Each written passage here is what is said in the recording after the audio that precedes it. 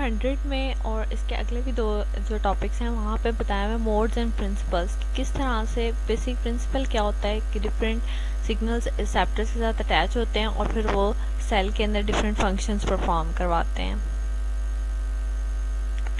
यहाँ पे सिग्नलिंग की डिफरेंट टाइप्स बताई हुई हैं, 4 टाइप्स बेसिकली बताई हुई हैं। First is endocrine signalling and then paracrine signaling, autocrine signaling and signaling by plasma membrane attached proteins. Endocrine signalling वो है जिसमें हार्मोन सिक्रीशन होती है और फिर वो जो हार्मोन है ब्लड के ज़रिए पास ऑन होता है और जहाँ पे भी उसने रिएक्ट करना है जो उसके टारगेट सेल है वहाँ पे पहुँचता है। पैराक्राइन सिग्नल्स जो होते हैं वो अपने इर्द गिर्द जो मौजूद सेल्स होते हैं उनके ऊपर जो रिसेप्टर होते हैं उन पे अटैक करते हैं, यानी कि उनके साथ अटैच होते हैं और फिर वहाँ पे जो भी उन्होंने फंक्शन प्रोड्यूस करवाना होता है वो करते हैं। और जो ऑटोक्राइन सिग्नल्स होते हैं वो किसी और के रिसेप्टर्स के साथ अटैच नहीं होते, बल्कि जो सेल्स उन्हें प्रोड्यूस कर रहे होते हैं वो उनके ऊपर ही जाके अटैच होते हैं और उसी सेल के अंदर वो उनका फंक्शन होता है। और क्योंकि रिसेप्टर्स इसमें बहुत इंपॉर्टेंट होते हैं तो जिन सेल्स के ऊपर रिसेप्टर नहीं होते वो चाहे इर्द गिर्द हों या चाहे वो खुद हों प्रोड्यूस करवा रहे हों वो सिग्नल, तो उनके अंदर क्योंकि सिग्नल्स उनसे प्रोड्यूस तो हो सकते हैं लेकिन वापस अटैच नहीं हो सकते, तो इसलिए वो रिस्पॉन्ड ही नहीं करते पार्टिकुलर सिग्नल पे। लास्ट टाइप है सिग्नलिंग की, signalling by plasma membrane attached protein की। एक सेल जो है उसकी सरफेस के ऊपर कुछ प्लाज्मा मेम्ब्रेन जो है वो प्रेजेंट हो जाएं और वो प्लाज्मा मेम्ब्रेन की मदद से किसी दूसरे सेल के जो है रिसेप्टर्स उसके साथ वो सेल टू सेल बाइंडिंग हो जाए। यहाँ पे सिर्फ वो सिग्नल रिलीज नहीं कर रहा बल्कि वो सिग्नल्स उसके ऊपर अटैच हैं, तो एक किस्म का आप कह लें कि दोनों सेल्स का आपस में कनेक्शन हो गया है।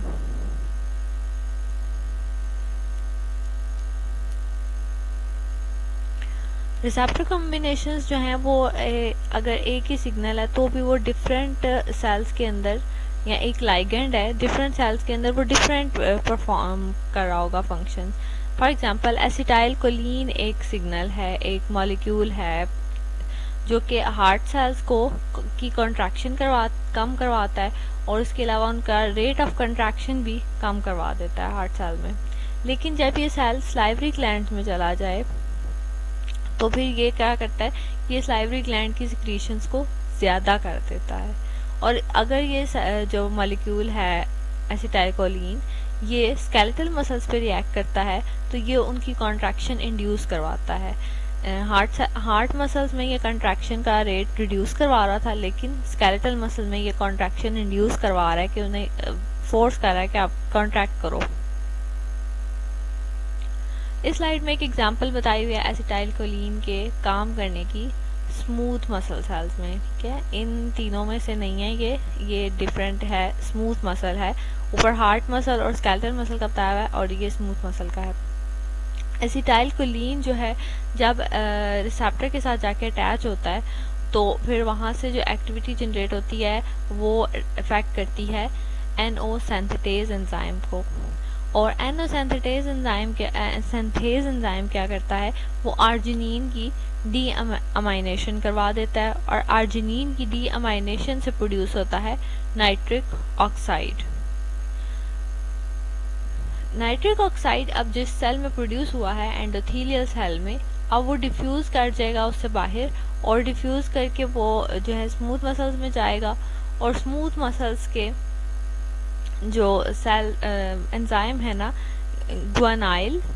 साइक्लेज उसके ऊपर जाके ये अटैच हो जाएगा, ठीक है। जी साइक्लेज के ऊपर जाके ये अटैच हो गया है और जी साइक्लेज के ऊपर अटैच होकर ये वहाँ पे GTP को तोड़ देगा, उससे एनर्जी एक्सट्रैक्ट कर लेगा और साइक्लिक GMP बन जाएगा। साइक्लिक GMP की जैसे जैसे तादाद ज़्यादा होती जाएगी सेल में, स्मूथ मसल जो है वो रिलैक्स होता जाएगा और ये काफ़ी ज़्यादा मिकदार में चाहिए होता है क्योंकि NO की जो हाफ लाइफ है वो सिर्फ 5 सेकेंड्स है, इससे ज़्यादा ये देर ये लाइगेंड काम नहीं कर सकता।